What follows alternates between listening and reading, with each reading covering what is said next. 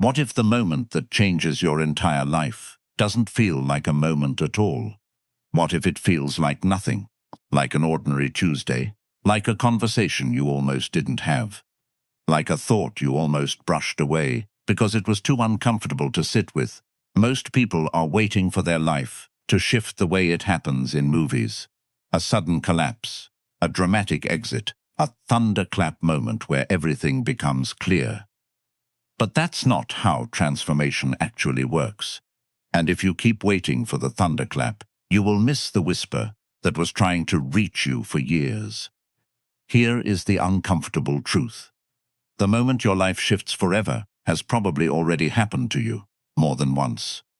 And you walked right past it, because it didn't look the way you expected it to look. By the end of this, you will understand why real change never arrives the way you were taught to expect it. You will understand why the people who seem to transform overnight have actually been changing quietly for a long, long time. And you will understand exactly what to look for. So the next time this moment arrives at your door, you don't miss it again, because it is coming. It might already be here. There is an idea that sits at the center of depth psychology, one that the Swiss thinker Carl Jung spent his life exploring. He believed that inside every person, there are two selves living in the same body. There is the self you show the world, polished and acceptable, built from what your parents rewarded and your culture approved of. And underneath it, there is the self you had to hide to survive. The parts of you that were too much, too strange, too intense, too soft, too ambitious, too angry. You didn't destroy those parts. You just learned to keep them in the basement. Most people spend their entire lives managing the version of themselves that lives upstairs, smiling in meetings, saying the right things at dinner, performing competence they don't feel, and the basement door stays shut, sometimes for decades, until something knocks. A layoff, a diagnosis, a breakup that guts you in a way you can't explain to anyone, a birthday that suddenly feels like a countdown instead of a celebration. These events feel like disasters when they happen, but they are something else entirely. They are invitations. They are the moment the basement door creaks open, whether you're ready or not. This is why the people who go on to build the most meaningful lives almost always describe a period beforehand that looked like falling apart. Not because falling apart is romantic. It isn't. It's why most people run from it as fast as they can, medicating it, distracting from it, numbing it with anything available.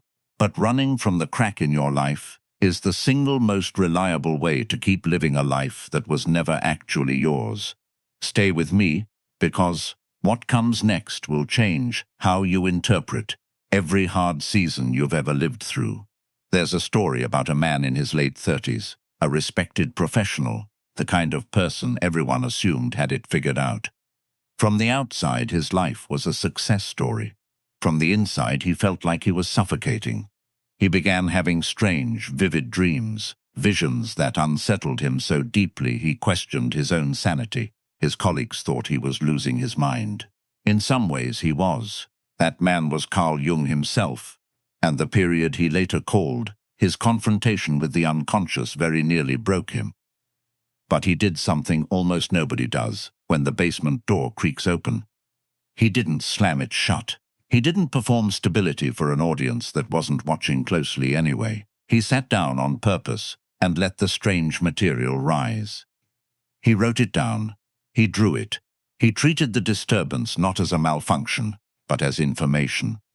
And what emerged from that dark period became the foundation of his entire body of work. The very things that terrified him became the material he used to build a new understanding of the human mind. His breakdown wasn't the opposite of his breakthrough. It was the ingredient. Here's what almost nobody notices about that story. He didn't wait until he felt ready. Nobody ever feels ready.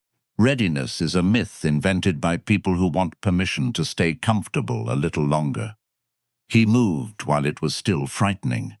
That's the actual definition of courage, and it's also, uncomfortably, the actual definition of the moment your life shifts forever. But this creates another problem. Because if the moment doesn't announce itself, how do you know when you're in it? There's a term for what happens right before people change, a kind of psychological pressure that builds before any real shift. Jungian thought calls it enantiodromia, the idea that anything pushed to its extreme eventually flips into its opposite. The person who is most rigidly controlled is usually one bad week away from complete collapse. The person who appears the most confident is often one honest conversation away from admitting they've been terrified the whole time. Extremes are unstable. They cannot sustain themselves. And that instability, uncomfortable as it feels while you're inside it, is usually the surest sign that a shift is close. If you've ever felt like you were about to snap, like the version of yourself you'd been performing for years was becoming unbearable to keep wearing, you weren't broken. You were ripe. Here's where things become interesting, because this is where most people make the fatal mistake that keeps them stuck for another decade.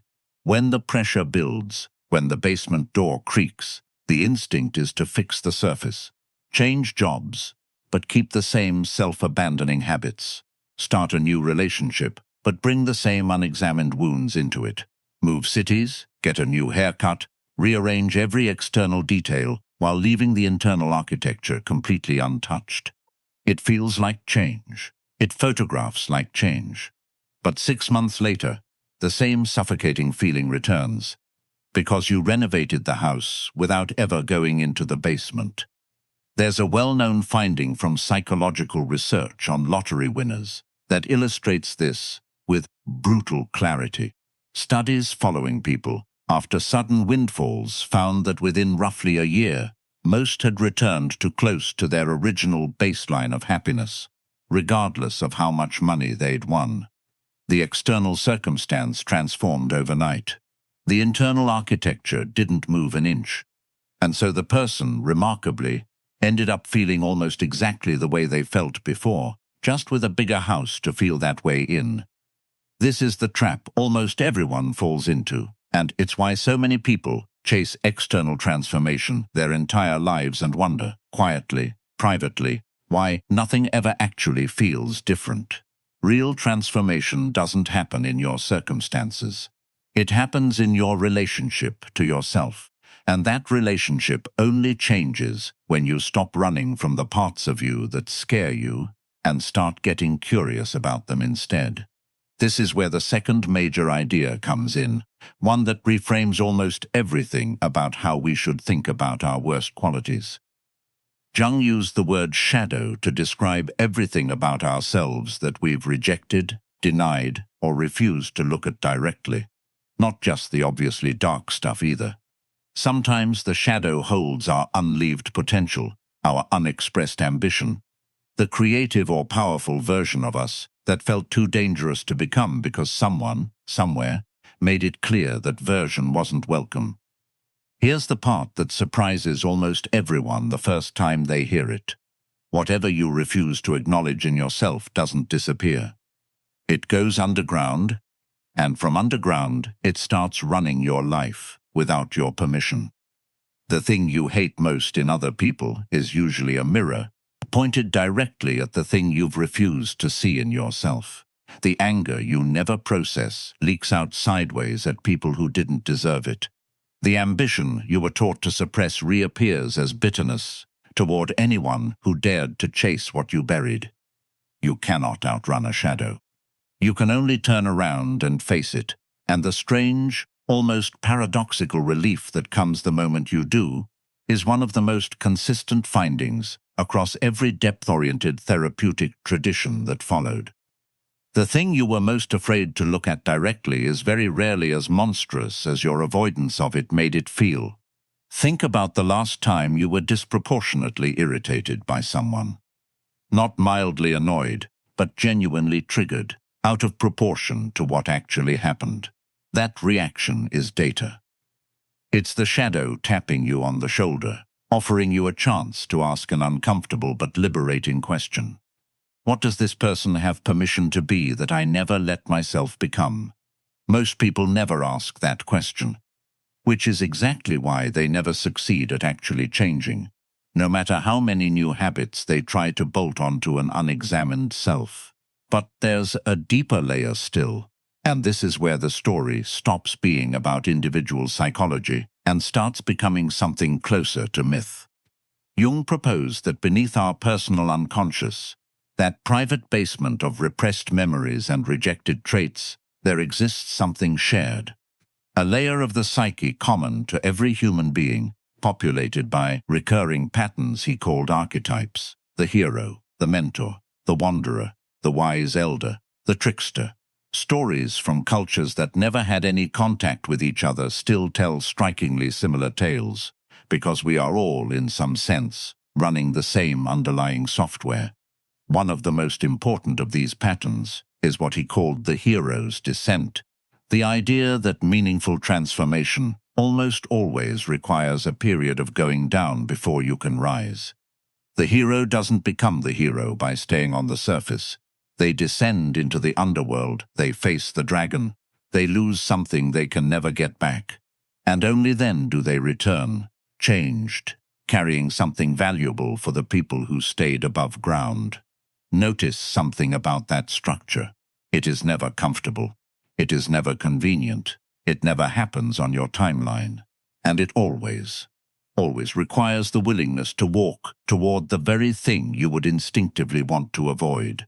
This is why the moment your life shifts forever rarely looks like a promotion or a lucky break.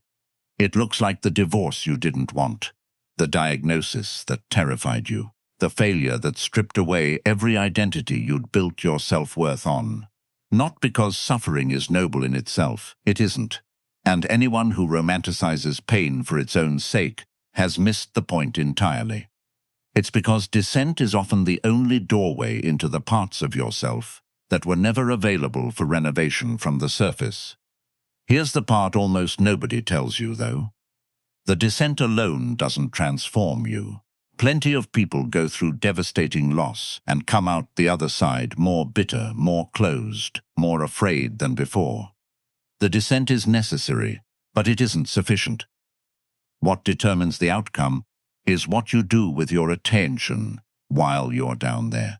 There's a difference between suffering that happens to you and suffering that you actually stay present for. The first one just wounds you. The second one initiates you. So what does staying present for it actually look like, practically, in a life that doesn't have the luxury of retreating to a mountain cabin for 6 months to process? It starts with something deceptively small, telling yourself the truth. Not the polished version you'd say out loud at dinner. The private, unflattering, sometimes humiliating truth about what you actually feel, what you actually want, what you actually fear. Jung believed that most psychological suffering comes not from painful circumstances themselves, but from our refusal to consciously face what those circumstances are trying to show us.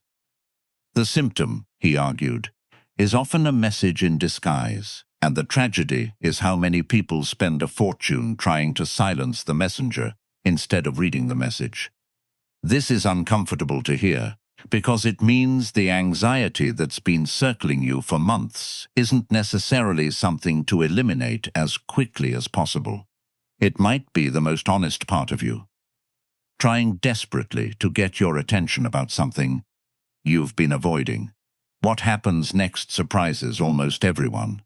Once you stop treating the disturbance as an enemy and start treating it as information, its grip on you begins slowly to loosen.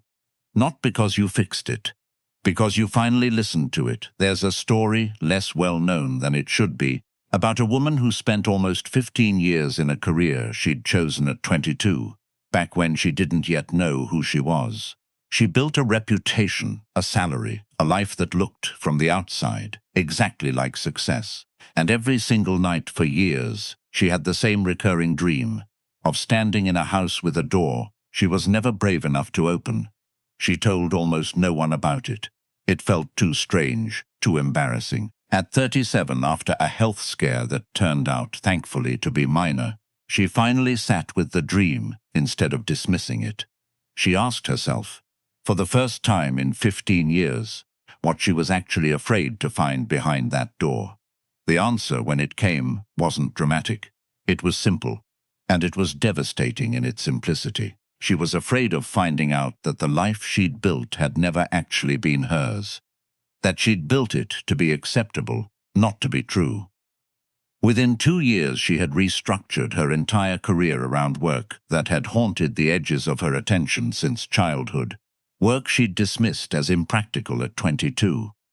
She didn't do it recklessly. She didn't torch her life in a single dramatic gesture. She built a bridge, deliberately, plank by plank, while still telling the truth to herself the entire way across. And she has since said that the recurring dream stopped completely. The same month she opened the door in real life. That's not magic. That's what happens when the unconscious finally gets heard instead of managed. But here's where the stakes get higher, because understanding this intellectually and actually living it are two very different things. The reason most people never make this shift isn't lack of insight. Plenty of people have had the insight. They've had the dream, the diagnosis, the wake-up call, the 3 a.m. realization that something in their life is fundamentally untrue.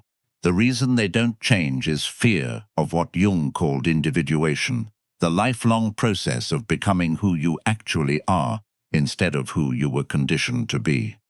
Individuation is terrifying because it almost always costs you something real.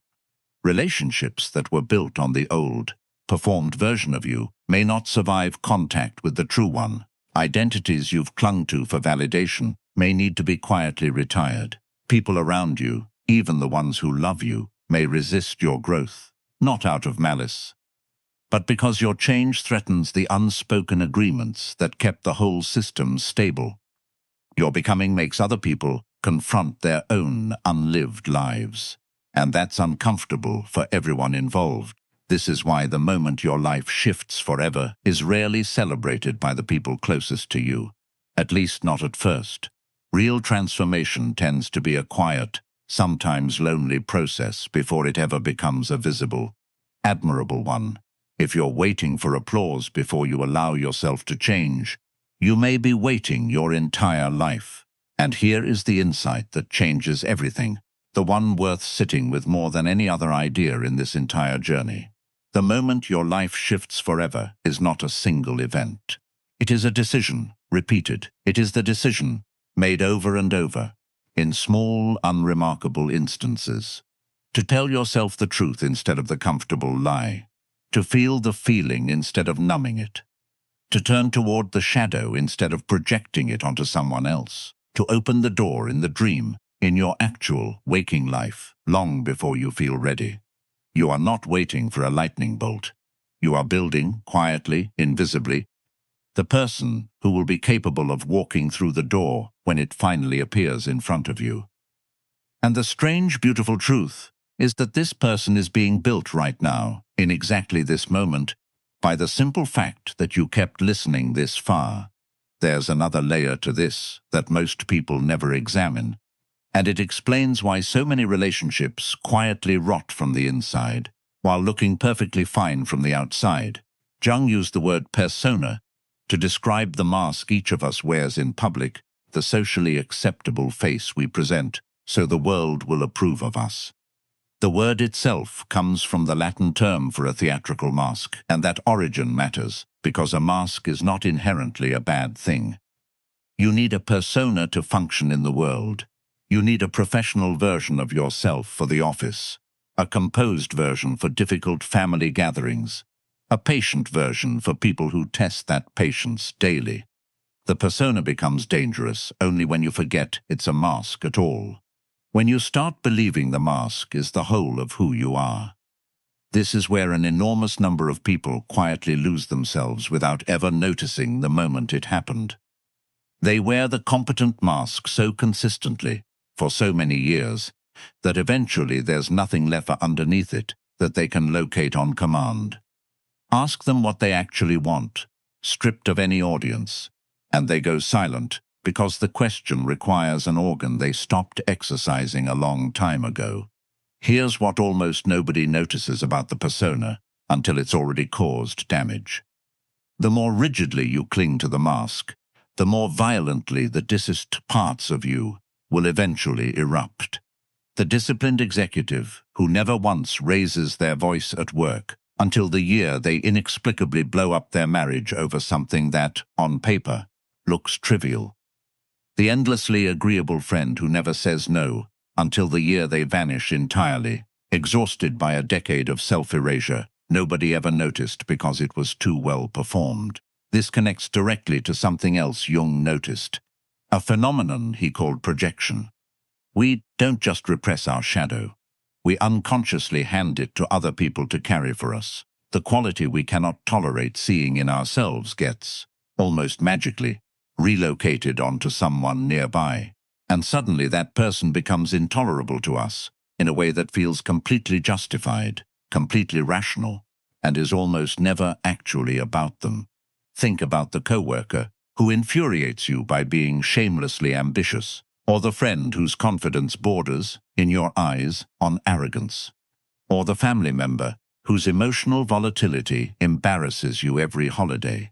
There is a real possibility, uncomfortable as it is to consider, that some portion of that reaction is your own disowned material, looking back at you from a face that isn't yours.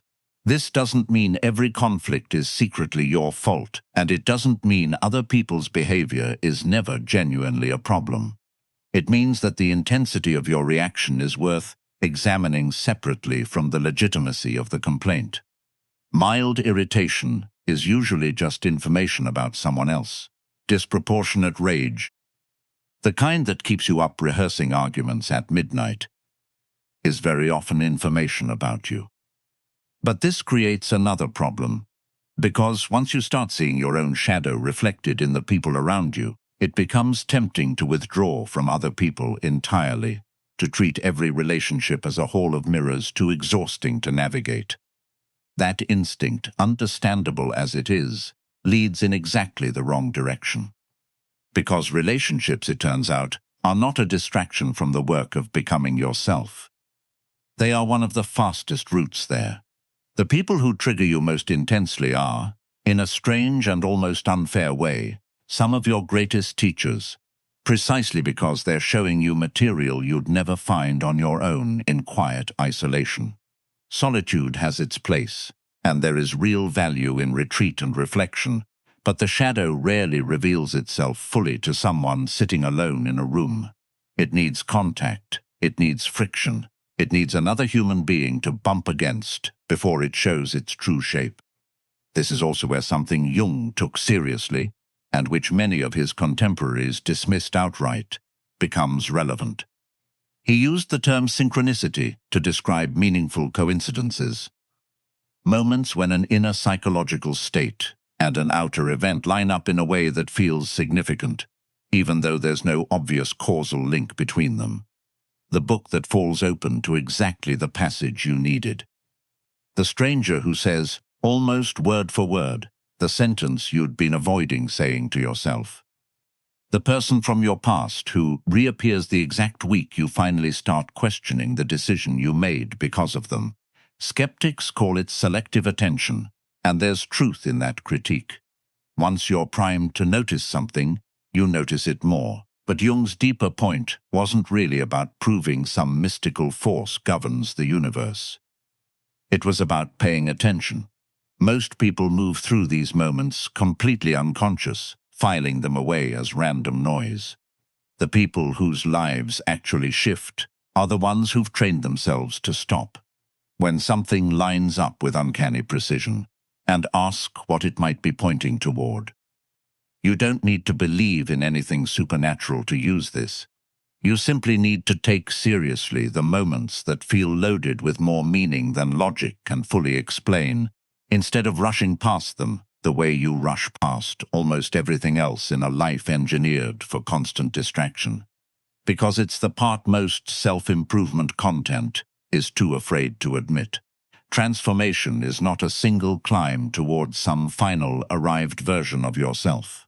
Jung didn't believe in a finished self, a perfected endpoint you reach, and then coast for the rest of your life. He believed the psyche moves in spirals, returning again and again to the same core questions, but each time from a slightly higher vantage point.